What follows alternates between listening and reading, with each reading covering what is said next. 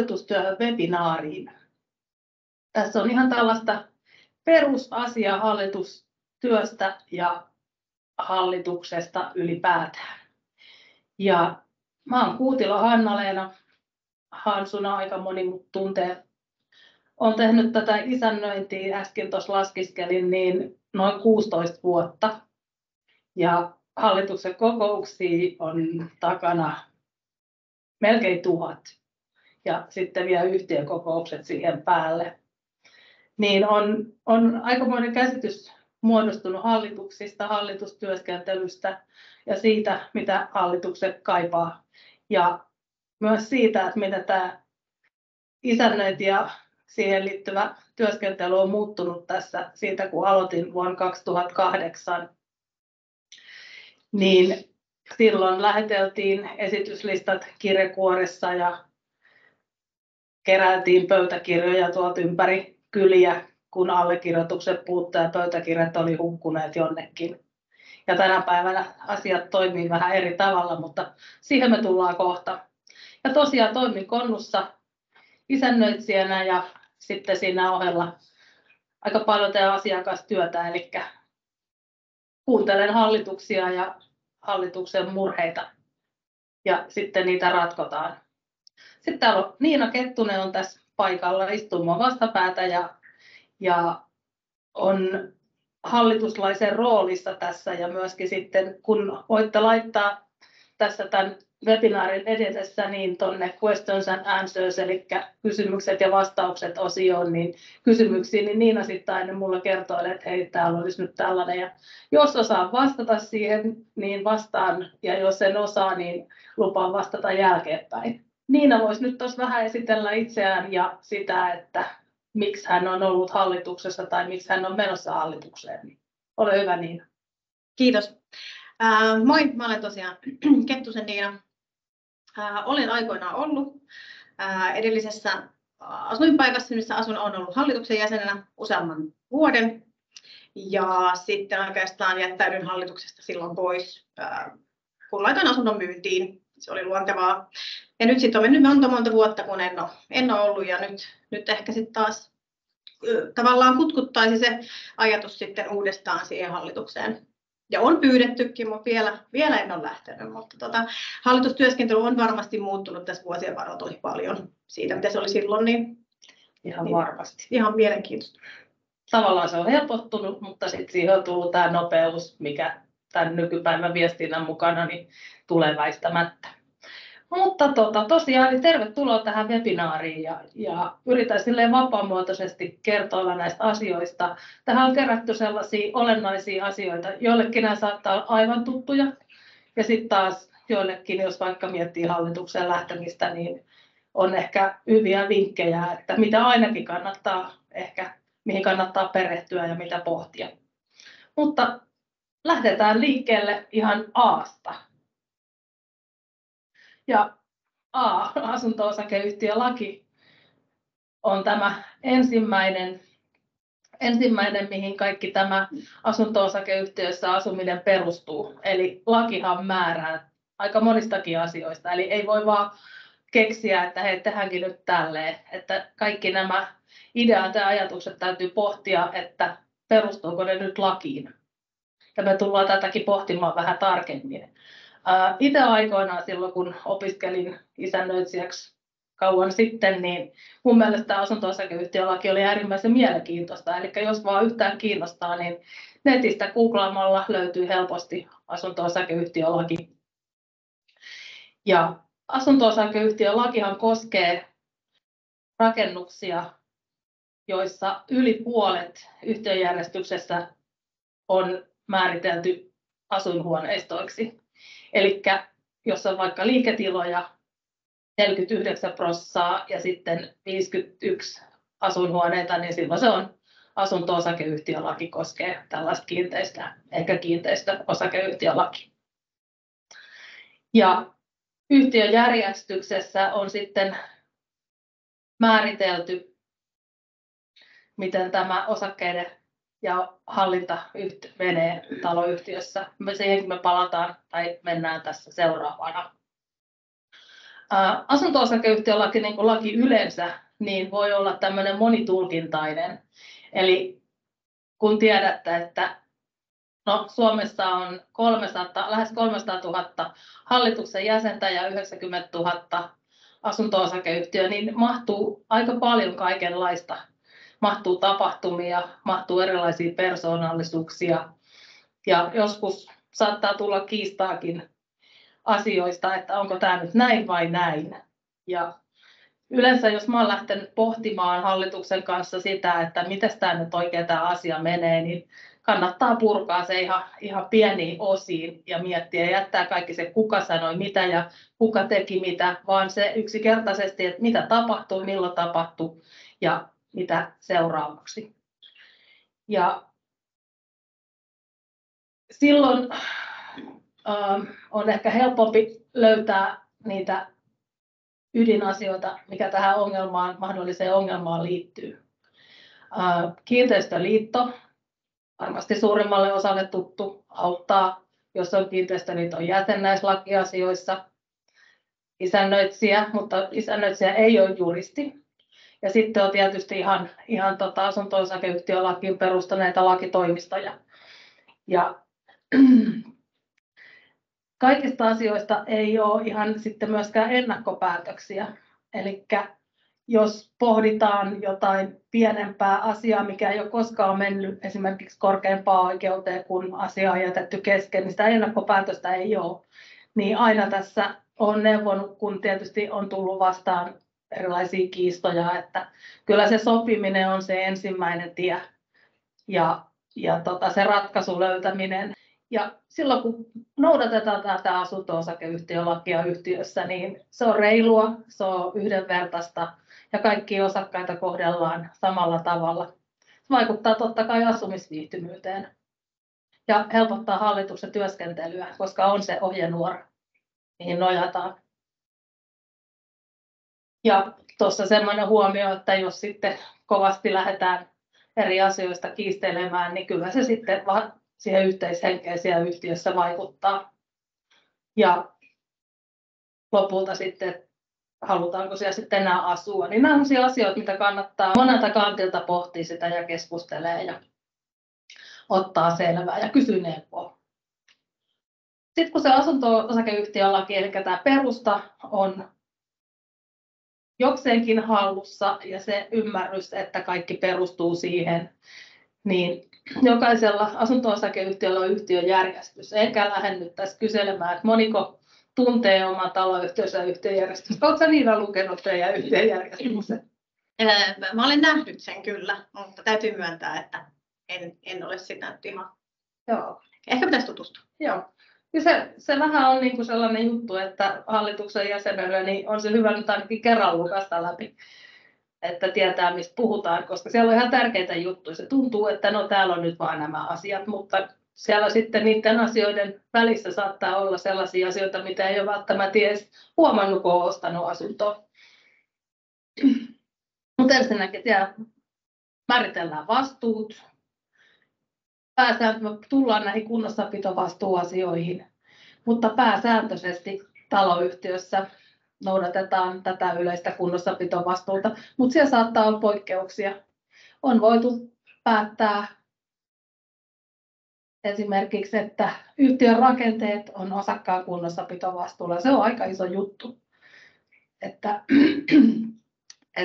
jos lähdetään sitten pohtimaan, että nyt pitäisi nuo ulkoseinät vaikka maalata. Tämä nyt koskee lähinnä rivitaloja, erillistaloja ja tämän tyyppistä asumista, mutta siellä voi olla yllätyksiä. Kyllä mä oletan, että jos te olette hallituksen jäseniä siellä toisessa päässä, niin te myös olette ehkä tutustunut siihen. Ja tosiaan niin asunto-osakeyhtiölaki antaa ne taloyhtiöille nämä raamit, minkä sisällä voidaan toimia, ja sitten yhtiöjärjestyksessä voidaan niistä poiketa. Yhtiöjärjestyksessähän on määrätty, mitkä asiat pitää yhtiökokouksessa käsitellä, miten vastikkeet jakautuu ja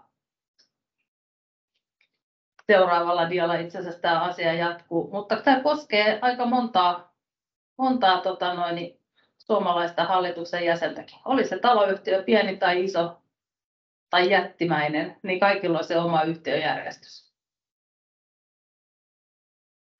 Ja tosiaan niin tästä yhtiöjärjestyksen tuntemisesta, niin yksi aika iso asia, mihin mä oon kohdannut tästä tai törmännyt, niin toi muutos on oikeastaan tapahtunut tuossa, no sanonko 10 vuotta sitten, mutta on sillä aika uusi juttu, että varsinkin uudemmissa yhtiöissä, niin siellä onkin ne asuntoon rajattuvat piha-alueet, niin yhtiö tai osakkaan kunnossapitovastuulla.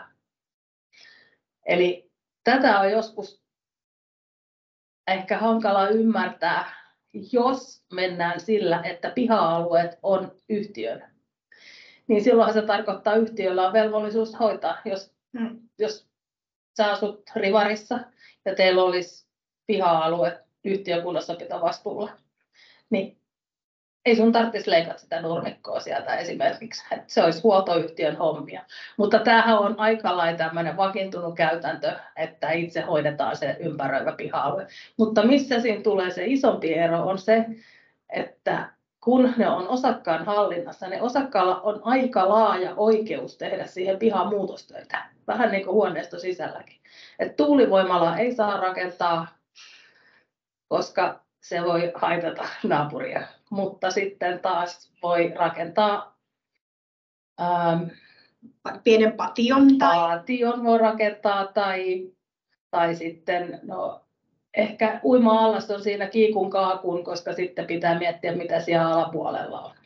Mutta tässä on tämä isompi ero, että ja sitten ei saa tietenkään niin kuin missään muotoa tehdä sellaisia rakennelmia, jotka esimerkiksi varjostaa naapurin pihaa. Että jos sä nyt haluat istuttaa siihen ison männyn ja vähän ajan päästä naapurin rouva ei voi ottaa aurinkoa omaan pihalla, niin nämä on sellaisia asioita, eli pitää ottaa huomioon. Ja sitten tosiaan niin kunnossapitovastuu, mitä mä jo mainitsinkin tuossa äsken, että jos siinä on jotain poikkeavuuksia, niin niistä on maininta yhtiöjärjestyksessä ja ne kannattaa tietää ja tuntea.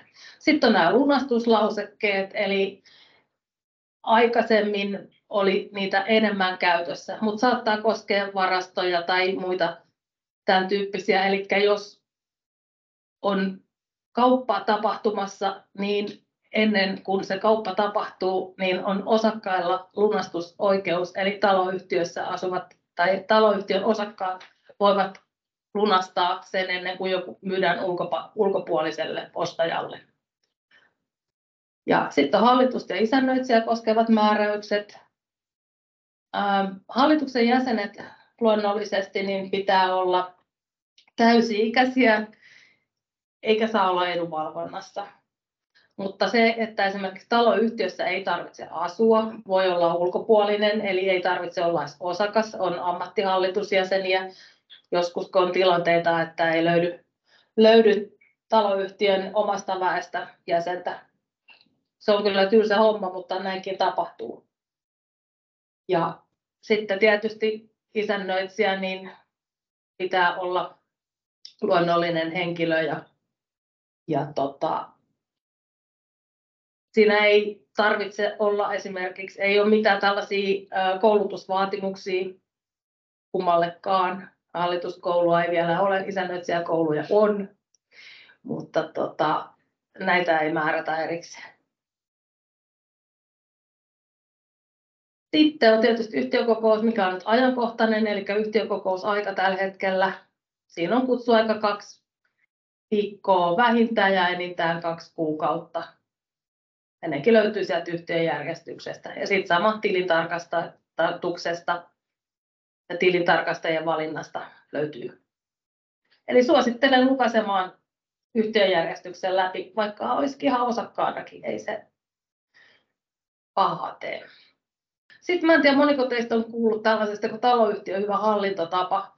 Ja siinä on itse asiassa 36 kohtaa ja nekin löytyy netistä, jos haluaa käydä googlaamassa. Mutta tässä on nyt 6 ensimmäistä ja näistä ihan pieni maininta.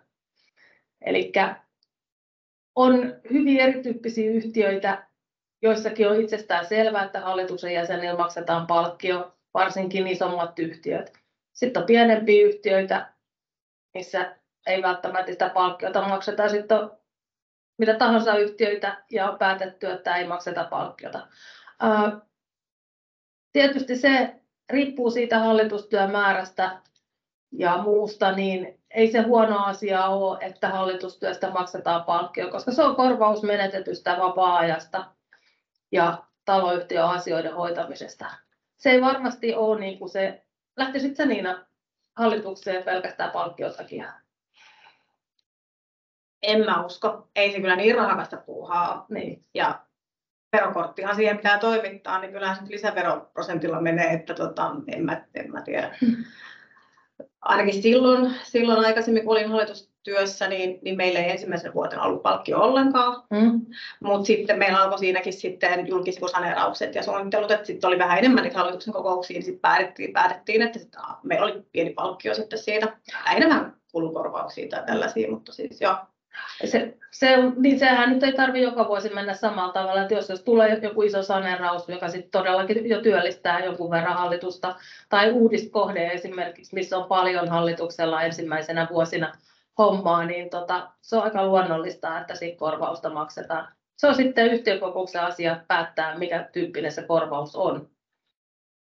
No sitten tämä on mun mielestä kiva kohta, että kaikki kiinnostuneet pääsee hallitukseen vuorollaan. Ja tästä mä kyllä huomaan, että on muutos tapahtunut. Ja en tiedä, oletteko samaa mieltä, mutta aika paljon lehdissä ja julkisuudessa on ollut kirjoituksia ja on ollut erilaisia TV-tietoiskuja, että hei, että se on monen tärkein omaisuus se, ja isoin omaisuus ja isoin sijoitus se oma koti. Että miksi niin kuin sitä ei haluta hoitaa ja sen arvoa ja huolehtii siitä. Niin kyllä mä sanoisin, että tässä on ollut niin kuin muutos. Että silloin alkuaikoina 16 vuotta, 15 vuotta sitten, niin oli hyvin paljon niin kuin hallituksen jäseniä, jotka ehkä sitten jo oli näin, että he oli eläkkeellä. Mutta nyt tuntuu, että on minua nuoremmat niin, kiinnostuneet hallitustyöstä ja joskus jopa on ihan äänestetty.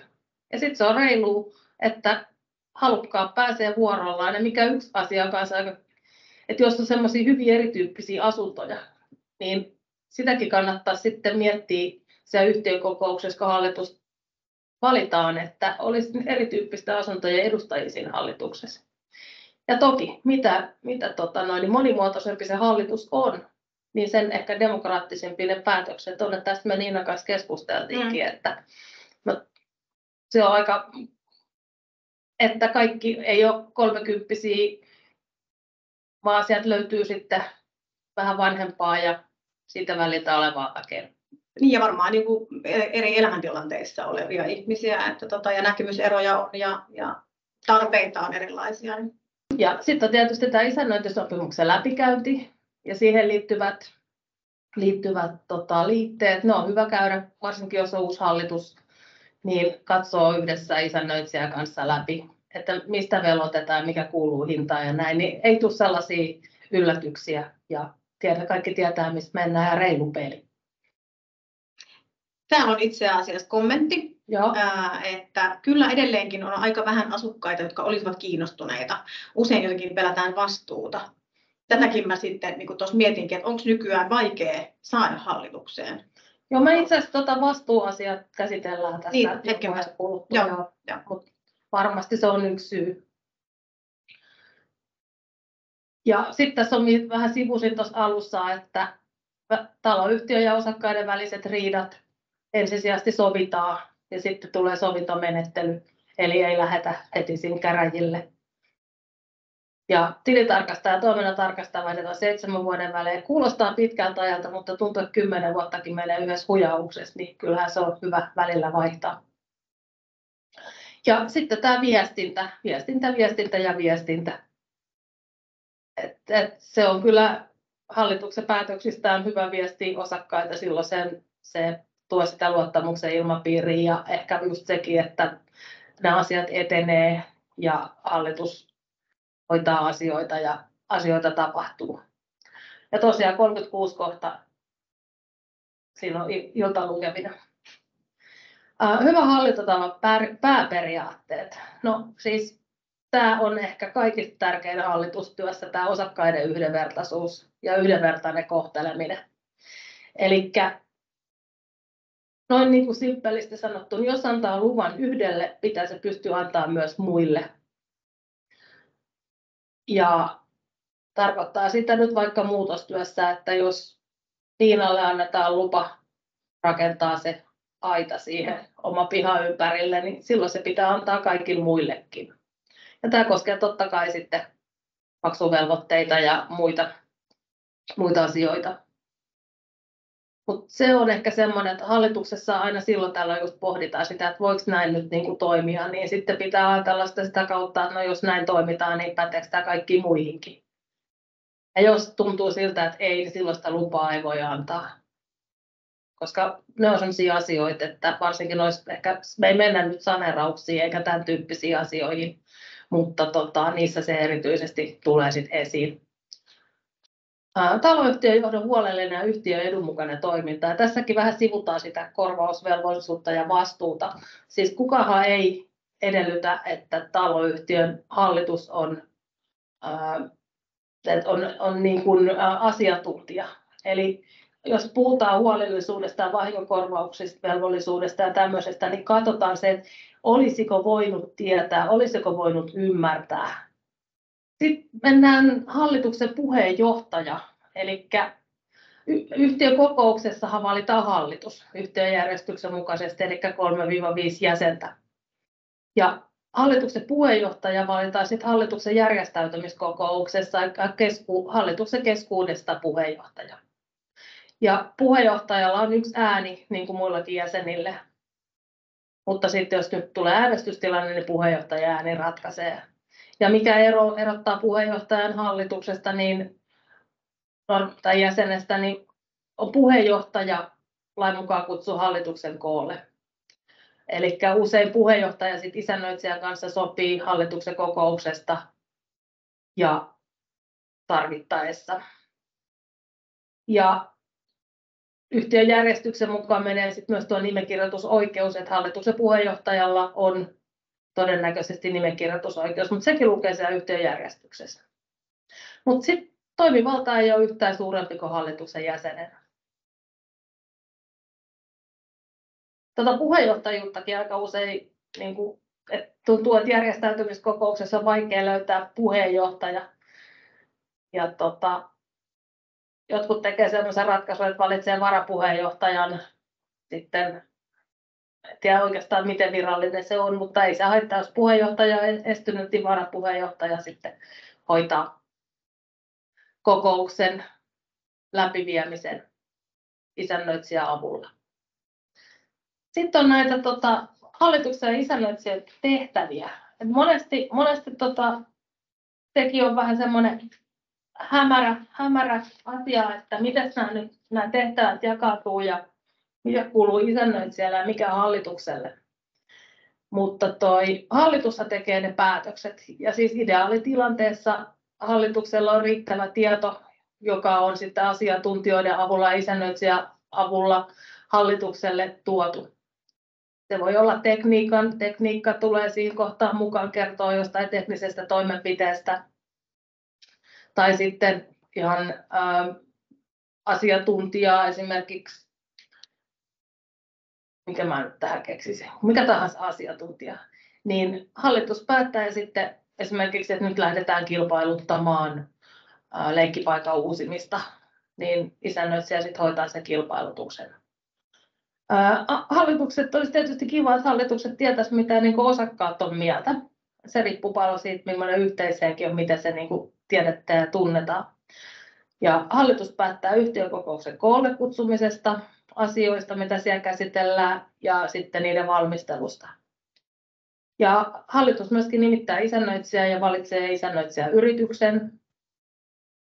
Ja huolehtii siitäkin ja seuraa, että isännöitsijällä on riittävästi aikaa ja osaamista taloyhtiön johtamiseen. Ja isännöitsijä, tässä haluan korostaa sitä, että ei osaa eikä tiedä kaikkea. Isännöitsijä sitten taas etsii ne oikeat asiantuntijat hallitukselle.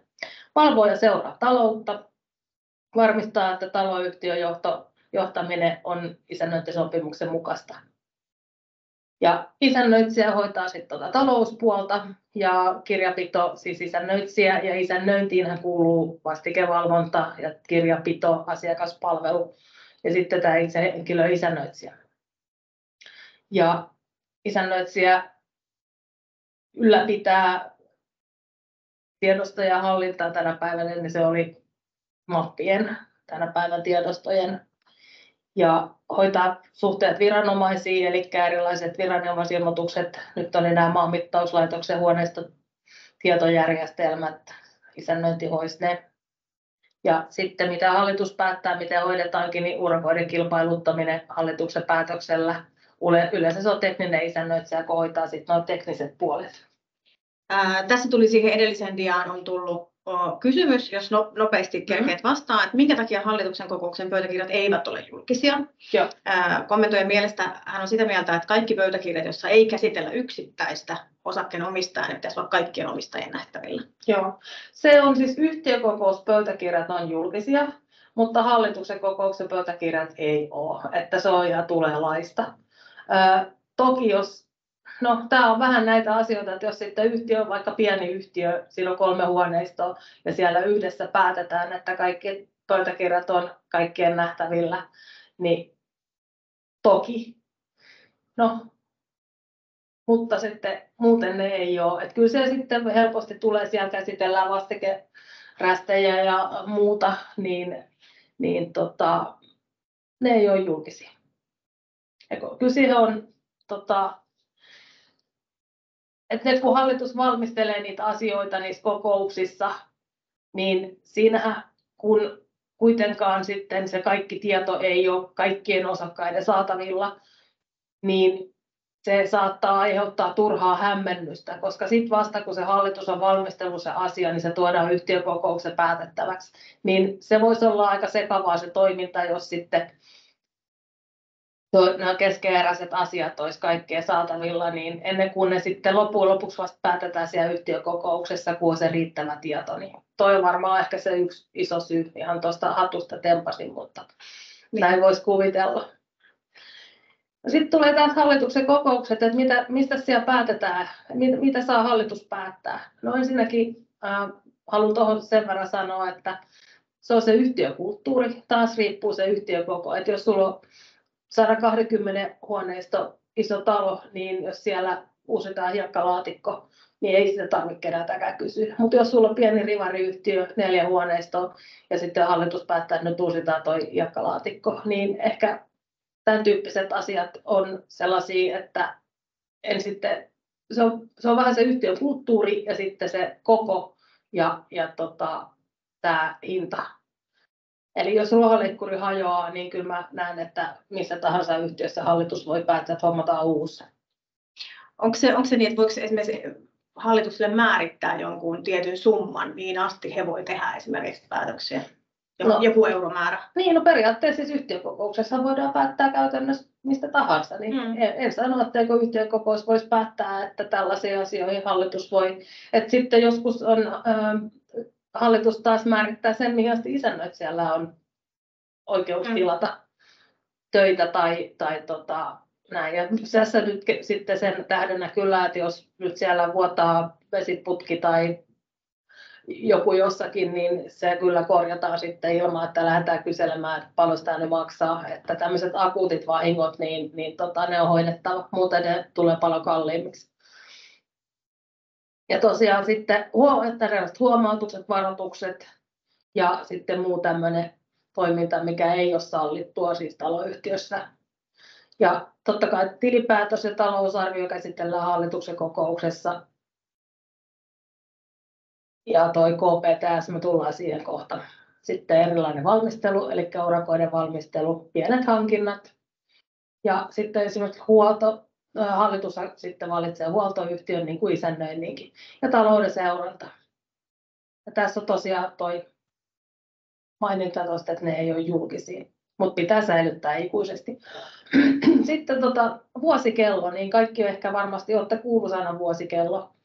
Veikkaisin, mutta tämä on itse asiassa aika, silloin kun minusta tuli isännöitsijä, niin en ollut eläistäni ollut hallituksen kokouksessa enkä yhtiökokouksessa. nyt on. Mutta se käsitys tavallaan, että miten tuo taloyhtiön elämä pyörii, missä vaiheessa mistäkin asioista kannattaa alkaa valmistelua ja mitä missäkin kohtaa tehdään. Sitten voi olla ne taloyhtiön omat asiat, mutta nämä rutiiniluontoiset asiat, niin tämä ehkä antaa hallitukselle sellaisen kokonaiskuvan, varsinkin uudemmille jäsenille, että näin tämä taloyhtiö pyörii. Ja tätähän voi rakentaa sitten oma taloyhtiö sopivaksi. Ja no tietenkin sitten hallituksen tehtäviin kuuluu talous ja talouden seuranta, ja kaikki ei ole kirjanpidon ammattilaisia ja muuta, mutta kyllä se riittää, kun hallituksen kokouksissa katsotaan, että mikä on vastiketilanne. Normaalistihan vastikevalvonta hoitaa vastikkeiden karhuamisen ja perimisen, mutta jos on sitten tämmöistä, että ei nyt siitä huolimatta oikein tule niitä maksuja sen taloyhtiötilille, niin hallitus puuttuu siihen. Ja tämäkin on aika itsestään selvää, että on hoitovastike, jolla katetaan ne vakuutusmaksut, jätemaksut, sähköt, taloyhtiösähköt ja tämä kaikki muu. Ja sitten rahoitusvastike, että jos taloyhtiö on lainaa, niin rahoitusvastikkeella katetaan sitten se laina, eli maksetaan korot ja lainalyhennykset. Tämäkin on joskus silleen vähän, että kaikki ei ehkä, että se raha tulee jostakin, joo, mutta kyllä se lasketaan aika tarkkaan, tehdään talousarvio ja pohditaan, että paljonko nyt esimerkiksi kiinteistövero nousee tänä vuonna Espoossakin tosi reippaasti, niin että siellä hoitovastikkeella pystytään kattamaan ne juoksevat kulut ja sitten puhutaan, että siellä pitää olla myös sitä puskuria, mutta me ei nyt tän enempää tähän talouden yksityiskohtiin pureuduta, koska sekin olisi ihan oma webinaaris, tai siitä on kyllä ollut.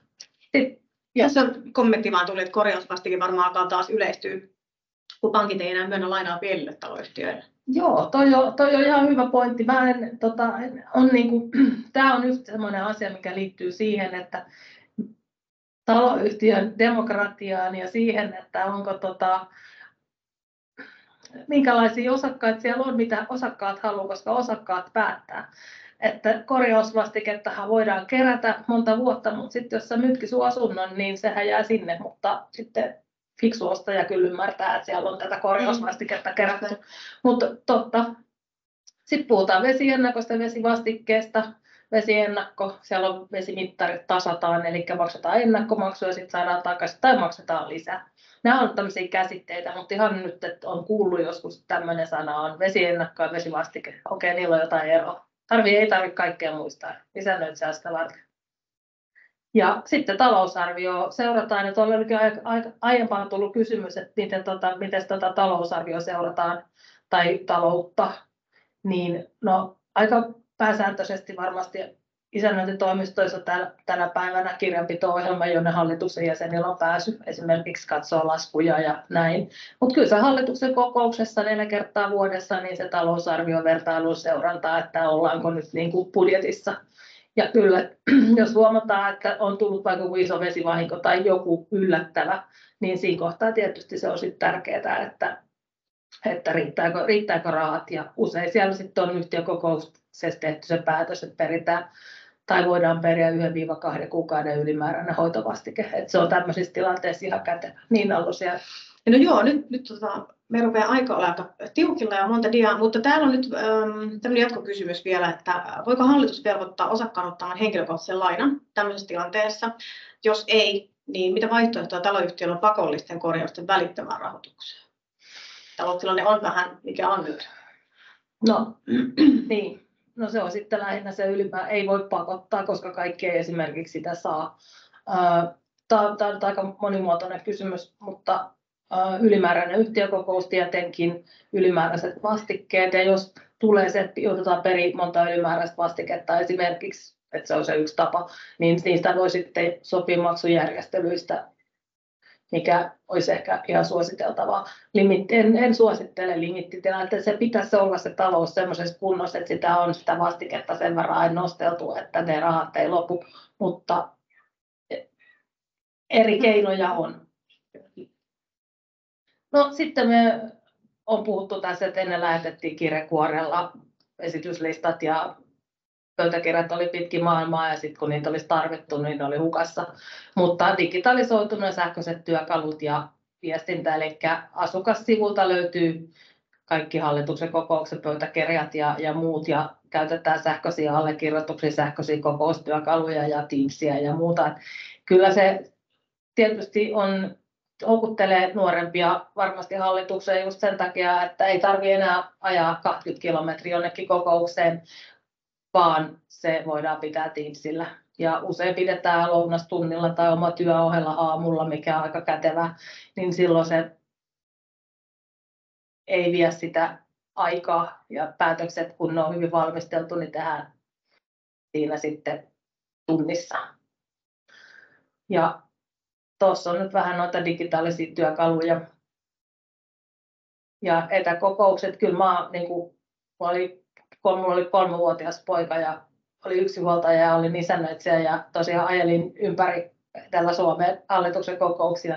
Kyllä olisi hienoa, kun nämä voisi pitää kotoa.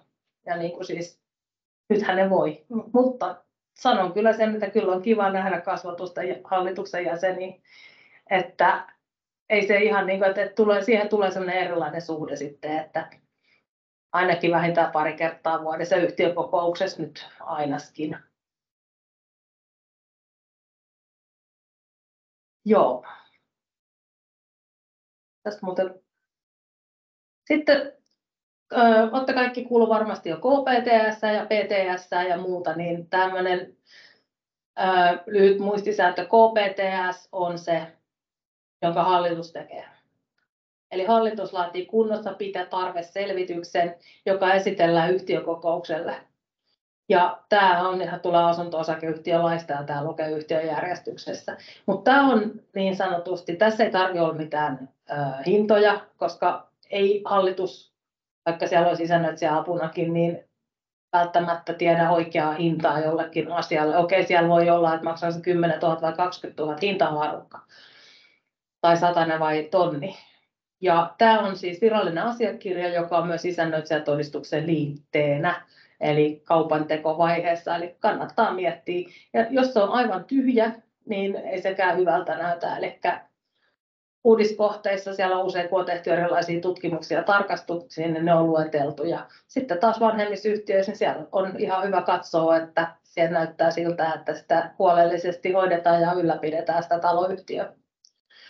Ja tässä on hyvin sanottu, että se on sen hetken paras näkemys tulevista merkittävistä osakkaiden maksuihin vaikuttavista korjaustarpeista. Ja sitten on PTS. Nämä menee mä oon huomannut, että ne menee aika usein sekaisin. Se on siis se ero. PTS on pitkätähtäinen suunnitelma, jonka laatii asiantuntija. Usein siinä on sitten sähkö, LVI ja rakennepuolen asiantuntija. Ja ne on tämmöiset konsulttifirmat, jotka ne laatii. Ja niissä on sitten 10 vuoden ajalle hallituksen työkalu määritelty, että milloin esimerkiksi lämmönvaihdin pitäisi vaihtaa tai uusia, jos nyt on kaukolämpö, tai milloin linjasaneeraus mahtaisi olla ajankohtainen. Ja sitten siellä on myös se hintaluokka määritelty. Tämä ei ole julkinen asiakirja. Ja tämä on en tiedä, onko tämä mielipidekysymys, hallitushan voi päättää mitä tahansa, mutta mä olen sanonut sitä, että jos tämä PTS on julkinen asiakirja, kun sitä ei sinällään päivitetä 10 vuoden välein, niin se saattaa antaa aivan väärän kuvan siitä yhtiöstä. Eli siellä voi olla jo sellaisia asioita, mitkä on uusittu ja korjattu, mutta ne ei voi siinä PTS. Se on kyllä tuossa 2010 vuonna niin teetettiin aivan hirveästi ja nyt niistä on moni päivitystä vailla, koska silloin tuli nämä uusi asunto-osakeyhtiölaki. Ja sitten taloyhtiöstrategia. Tästä me Niinan kanssa puhuttiinkin tuossa muutama sana.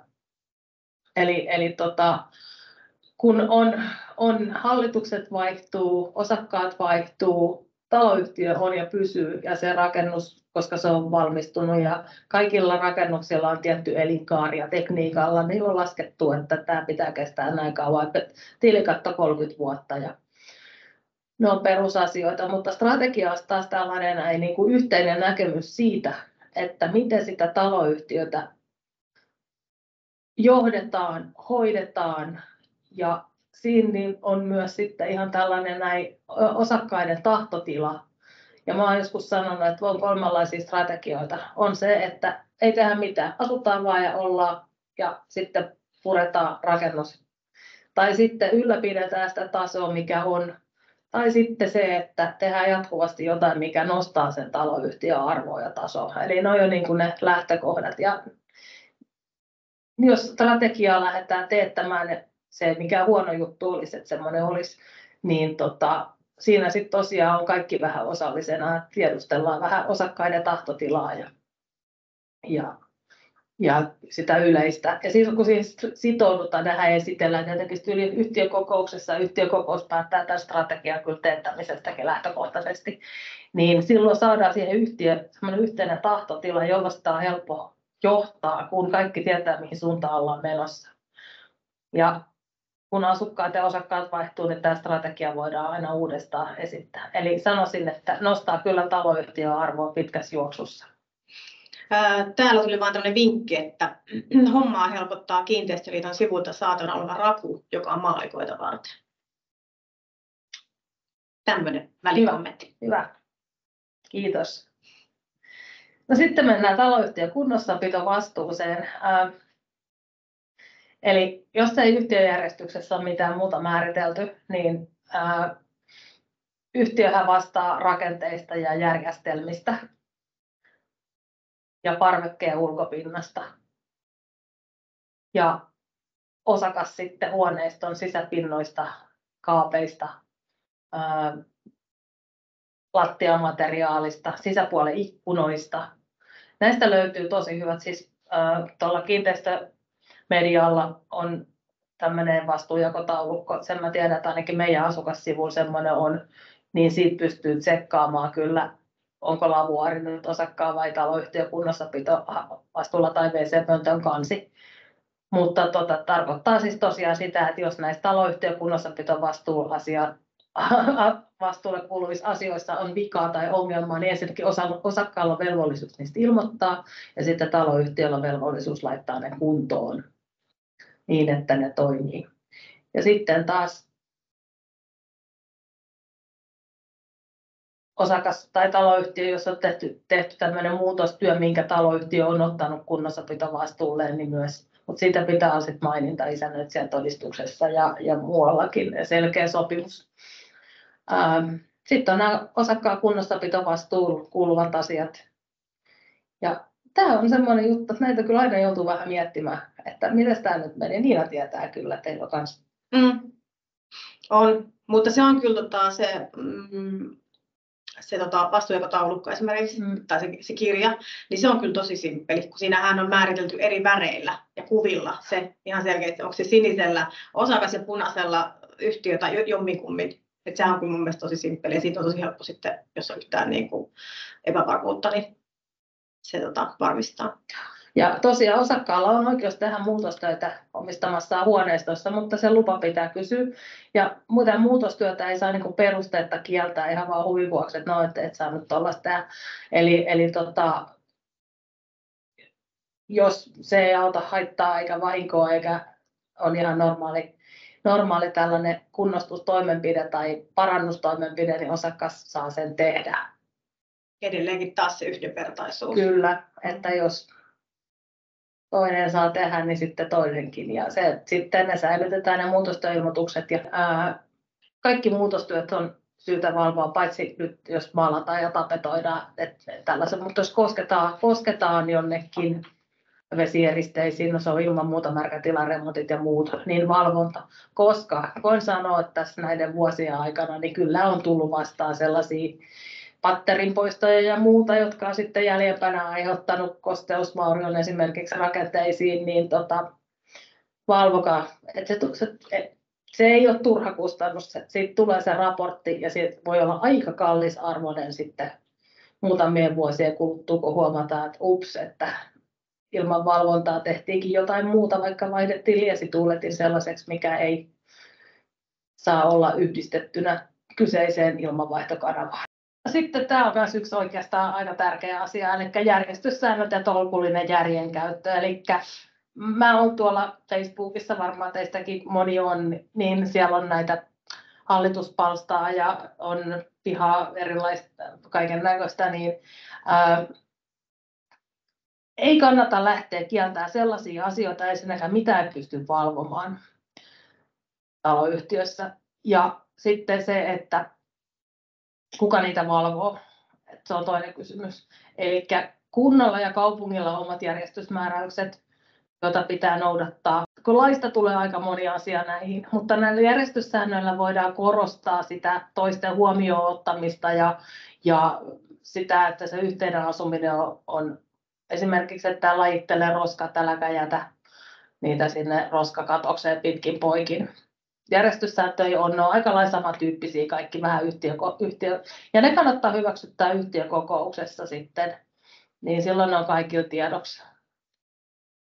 Ja tosiaan tästä kieltämisestä, niin saako parvekkeella grillata? No varmaan olette kaikki tietoisia siitä, että grillaaminen kuuluu normaaliin elämään ja sitä ei voi kieltää, mutta avotulella grillaaminen se ei ole sallittua, koska se on taas sitten paloturvallisuussyistä kielletty. Ja saako yöllä käydä suihkussa? Saa käydä, mutta sitten taas, että lähdenkö pesemään pyykkiä ja linkoamaan sitä tuossa puoleen aikaa, niin en, koska se nyt on terve järki sanoa, että se saattaa kuulua sinne naapuriin, ellei nyt jostain syystä ole ihan pakko, että koko perhe oksentaa ja on kauhean vatsatauti, mutta en ainakaan joka yö sitä tekisi. Saako säilyttää lastenvaunun rappukäytössä? No ei, koska sen taas turvalliset siis määräykset kieltää, eli rappujen kautta pitää olla mahdollisuus poistua, sitten kun se tulipalo on, niin sieltä pitää tulla ulos, plus siinä on se, että on niitä sitten sytytelty palamaankin jossain, mutta ei siellä saa pitää mitään ylimääräistä, ja toisilla on tosi nättejä kukkaruukkoja ja muuta, ja periaatteessa siellä ei saisi olla mitään, mihin voi kompastua, jos tulee tilanne, että pitää äkkiä poistua. Saako autotalli käyttää varastona? Käyttötarkoituksen mukainen tila. Onko se varasto? Ei, kun se on autotalli.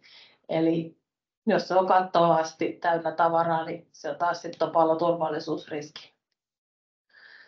Ja sitten sujuvaa arkitaloyhtiössä tullaan siihen, että kun on selkeät säännöt, mitä autopaikkoja jaetaan, onko niistä kiertävä systeemi silleen, että kaikki saa paikan. Yhdellä ei voi olla 10 paikkaa. Yhteisten tilojen käyttö, mitä kerhohuoneella saa tehdä, jos on kerhohuone, mitä pyöräkellarissa voi säilyttää, no polkupyöriä. Ja sitten on nämä, nyt tänä päivänä on WhatsAppia, on Facebookia ja erilaisia tämmöisiä vähän taloyhtiöitä. Se on eri asia, jos on 150 huoneistoa, niin aika hankalaa on WhatsAppilla tiedottaa tai ylläpitää sitä. Mutta se on hallituksen asia niin päättää. Ja mä oon sanonut silleen, että tosi kiva, että teillä on Facebook ja tosi kiva, että teillä on WhatsApp, mutta mä en niin isännöitse, että mut tulee sitten viralliset tiedotteet. Niin, se ei mikään virallinen tiedotuskanava kuitenkaan. Että sen pitää sitten silleen, että sitten siitä vähän joskus sitä voi, että naapuri tiesi, että nyt on tämmöinen tulos, mutta mä en tiennyt, niin oli sitten naapurin WhatsAppissa sen nähnyt sen viestin. Niin tosi helposti joskus ihmisillä tulee paha mieli. Ja tuntuu se, että se on sitä asunto-osakeyhtiössä, että tuntuu, että ei ole kuullut, ei ole nähnyt tai sitten on jätetty jotenkin ulkopuolelle. Niin kyllä sellaisessa mukavassa taloyhtiössä, missä on hyvä henki, niin on kiva asua. Itse asun kerrostalossa ja meillä on tosi hyvä henki. Talkoot on myös kiva tapa, niin kuin vaikkei siellä olisi mitä tekemistä, niin semmoinen kerran pari vuodessa, niin vaikka se olisi pienempikin porukka, mutta sitten pitää semmoinen yhteinen tilaisuus. No okei, jos ei siinä talkoisi ketään muut kuin hallitus, niin hallitus menee sitten yhdessä syömään, jos ei muuta keksi.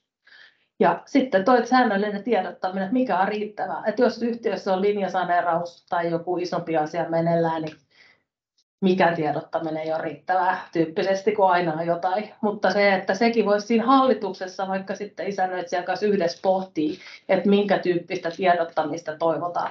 Ja asukassivut on kyllä tosi hyvä tapa tiedottaa asioista.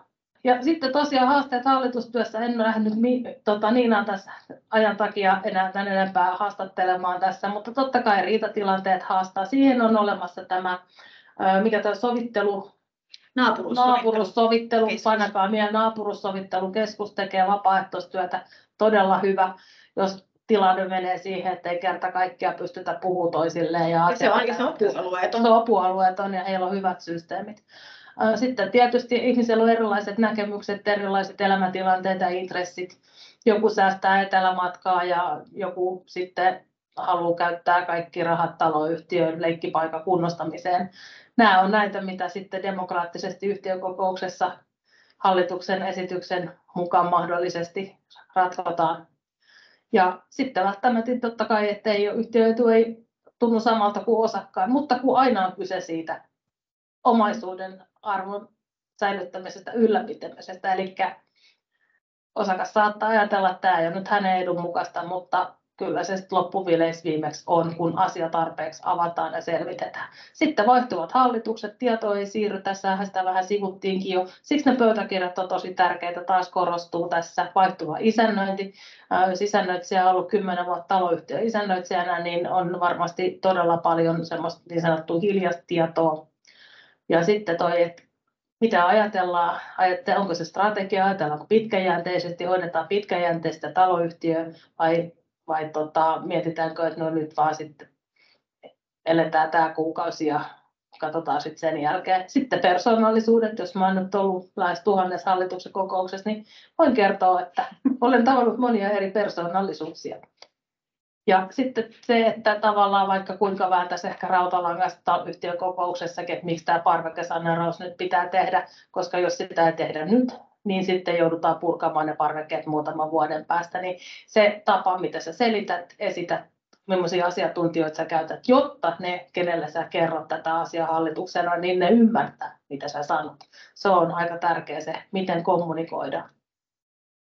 No, miksi hallitukseen? Tämä oli se mainospuhe. On monipuolinen hallitus, tapaa paljon erilaisia persoonallisuuksia ja oikeasti voi vaikuttaa niihin asioihin. Ja kiinnostus oman omaisuuden hoitoon ja sitten semmoinen positiivinen, että ne heippalaput on niin kuin vähän tylsiä, että mieluummin sitten aina se positiivinen, että jos nyt kielletään jotakin, niin ehkä se sitten on monta tapaa kuin se, että vienyt se tunkkisi muualle, niin voisitko ystävällisesti siirtää tunkia, mutta nämä on niin kuin näitä viestinnän keinoja, on monta eri tapaa, se koskee monta sähköpostiviestejäkin, niin kiitos ja voisitko ja näin, niin on paljon, mä yritän aina kun mä lähetän hallituksellekin viestiä, varsinkin jos mä oon jotain unohtanut tai mokannut, niin anteeksi, kiitos ja hirveästi ja näin, että kyllä se viestinnällä on tärkeä merkitys siellä taloyhtiön sisäisessä viestinnässä ja näin. Ja sitten oppii uusia asioita. Että toivottavasti te olette oppinut nyt tässä jotakin. Tämä oli tämmöinen kevyt hallituksen työhön liittyvistä asioista, niin varmasti joistakin tuntuu, että paljon tuommoista tietoa, minkä jo tiesin, mutta toivottavasti tuli jotain uuttakin. Ja sitten täällä oli nämä, että mitä jos mokaan, eli on vastuuvakuutukset hallituksella. Ne riippuu, mä en lähde niitä sen tarkemmin käyttää, koska ne kannattaa selvittää sitten omalta isännöitsijältä. Nämä on niitä just, mitä tuossa aikaisemmin tuli sitä kommenttia, että ehkä hallituksen ei lähetä, kun pelätään sitä vastuuta. Joo, mutta se on niin kuin, että sit jos jotain tapahtuu, niin sitten minä olen siitä vastuussa. Sitten se on tosiaan se, että jos hallitus toimii moraalisesti oikein, ei tee sanotaan mitään rikollisuuksia tai sellaista ja hoitaa taloyhtiötä niin kuin yhdenvertaisesti ja niillä tiedoilla ja taidoilla, mitä heillä on, ja toimii huolellisesti, eli huolellisuusvelvoite on se asia, ja selvittää niitä asioita, niin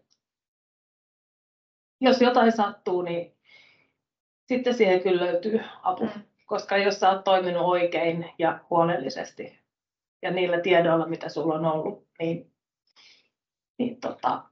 mä en ole tämän urani aikana, en nyt halua koputtaa jotakin, mutta ei ole semmoista tilannetta ollut ja toki toivon, että ei tulekaan, mutta se asioiden selvittäminen ja se harkitseminen ja se, että miettii, että miten tämä nyt menikään tämän lain mukaan ja yhtiöjärjestyksen ja yhdenvertaisuuden, niin silloin on aika hyvä ihmisillä asua.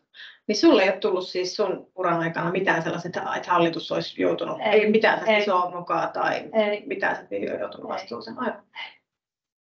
Että siis aika pienillä asioillahan sitten niin kuin vältytäänkin. Niin. Ja mokiahan sattuu, mutta niin. Mutta ei ole sellaista. Että ne on niitä hirveitä otsikoita, kun tuolla lehdissä lukee, että jää palaputosta tai jotain, mutta kyllä tämä ihan perushallitystyö on itse asiassa mukavaa. Ja olen joskus naurattanut, että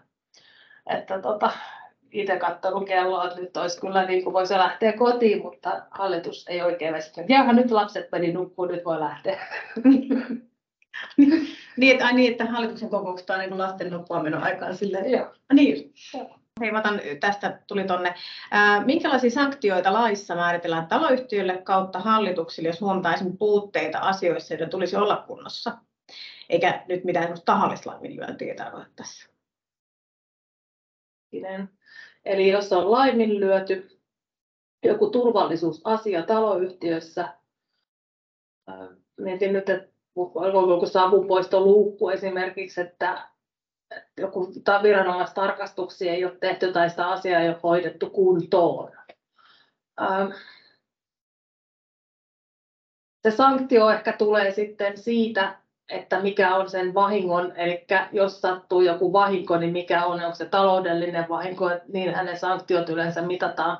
Että jos mitään vahinkoa ei ole sattunut taloudellisesti eikä mitään onnettomuutta, niin silloinhan sitä sanktioa ei varmasti ole, mutta jos tulee joku onnettomuus, mikä aiheutuu esimerkiksi joku turvallisuusjuttu, niin silloinhan se on kyllä poliisiasia ja sitten sitä kautta rikosilmoitus. Mutta jos se on tämmöinen taloudellinen vahinko, mikä on sattunut, niin sehän menee sitten ensinnäkin hallituksen vakuutuksen kautta ja se määritellään sitten siitä, että mikä se taloudellinen vahinko on ollut. Tässä on lisäyksenä esim. KPTS.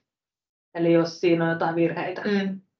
No siis sehän on puutteita. Niin. Joo, eli KPTS sehän on tämmöinen ohjeellinen.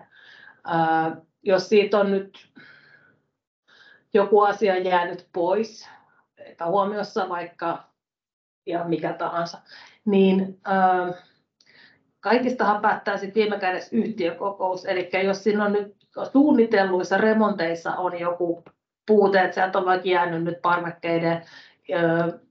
parvekkeiden lasitusten kuntotarkastus esimerkiksi unohtunut sieltä jostain syystä pois, niin sitähän ei tule kenellekään mitään taloudellista vahinkoa koidu, koska sitten käytännössä, jos se on isompi, useamman tuhannen, niin se päätettäisiin yhtiökokouksessa. Jos taas joku pienempi on jäänyt sieltä pois, niin sille ei taas ole mitään taloudellista.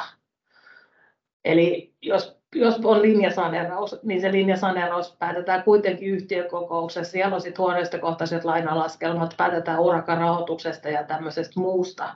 Niin se ei voi jäädä vahingossa pois. Jos sieltä on taas joku unohtunut, joku pienempi juttu, niin sanoisin, että sille ei ole niin suurta. Että sitten voidaan alkaa spekuloimaan sillä, että voisiko se vaikuttaa esimerkiksi jonkun ostopäätökseen. Mutta se on sitten taas ihan eri foorumi. Eli kun se on isännöitsijän todistuksen liite, niin jättääkö joku sen huoneiston ostamatta sen takia, että siellä oli jotain tai siellä ei ollut. Mutta ei siitä niin kuin Hei, tuossa mulla on jäänyt ohi yksi kysymys, oli silloin noista yhtiökokouskutsuista, että eikö yhtiökokoukseen tule kutsu isännöitsijältä, vai onko tässä eroa, miten asia pitäisi hoitaa, mikä on monesti yleinen käytäntö? Joo, siis isännöitsijä lähettää yhtiökokouskutsun. Joskus voi käydä niin, että isännöitsijä unohtaa sen lähettää, kuten minulle kävi tänään. Mutta se kutsuhan tulee osittain, siis se asian sisältöhän tulee yhtiöjärjestyksestä. Yhtiöjärjestys määrää, mitä yhtiökokouksessa pitää käsitellä. Ja sitten siellä voi olla, jos on esimerkiksi päätetään jostain jonkun urakasuunnittelun aloittamisesta, urakan toteuttamisesta, rahoittamisesta, hyväksytään ne järjestyssäännöt. Sitten oli muuten yksi, mikä tuossa oli, niin mulla on ollut käytössä tämmöinen pihatapaраkennusohje, mikä liittyy näihin osakkaiden hallinnassa oleviin pihoihin. Eli nekin voi niin kuin määritellä, just kun tässä joku kysyi sitä aikaisemmin, että mitä siinä saa rakentaa, niin sitäkin varten voi olla ohjeistus. Niin isännöitsijä yhdessä hallituksen kanssa työstää sen kokouskutsun. Isännöitsijä huolehtii toki, että siitä tulee ne lakisääteiset asiat. Ja sitten se lähetys menee käytännössä niin, että se isännöintitoimisto nykyään se tulee tuolta huoneistotietojärjestelmästä sitten ne osoitteet. Eli periaatteessa hallitus kutsuu, Mutta siis isännöitsijähän niin fyysisesti lähettää sen. Joo, tekee sen perustyön, Niin. mutta hallitus päättää ajankohdan. Ajankohdat, joo. Just näin. Toivottavasti tästä oli tosiaan hyötyä. Ja mä luulen, että me laitetaan Niina kanssa meidän pillit pussiin tästä. Tämä meni vaan 25 minuuttia yli. No niin, se on. Seuraavaksi 2 tuntia otetaan suoraan. Niin. Hei, kiva, kiitoksia ja mukavaa illan jatkoa kaikille.